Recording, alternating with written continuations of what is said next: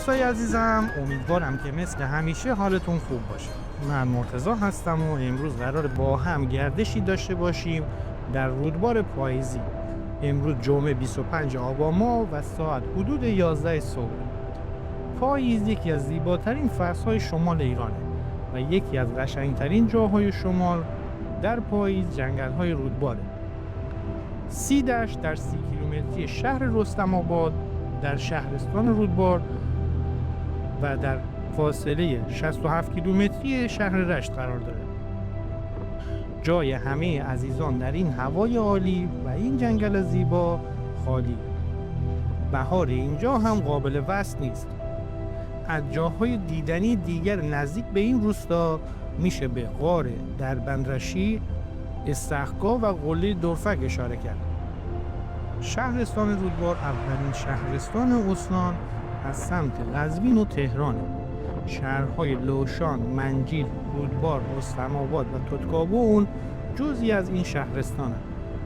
قبلا ولاگ‌های زیادی از رانندگی و گردش در جاهای دیدنی این شهرستان مثل دریاچه حلیم جان، گردش در شهر رودبار، رانندگی در مسیر رودبار تا رشت رو در کانال قرار دادیم که در پلیلیست مربوط به شهر رودبار کانال قرار داره. لینک این پلیلیست رو براتون در قسمت توضیحات ویدیو قرار دادم. اگر به دیدن زیبایی های استان گیلان علاقه دارید حتما کانال ما رو سابسکرایب کنید. در ضمن در کانال آشپزی ما هم آموزش غذاهای گیلانی در محیط روستایی رو برای شما عزیزان قرار میدیم. لینک اون کانالمون هم در قسمت توضیحات قرار دادیم. خواهشاً با لایک‌ها و کامنتاتون ما رو در مسیر بهتر شدن حمایت کنید و برامون بنویسید که دوست دارید از کجای گیلان زیبا براتون ولاگ تهیه کنیم. در روزهای یکشنبه و پنجشنبه هر هفته در این کانال ولاگ جدید قرار داده میشه. امیدوارم که از این گردش لذت ببرید.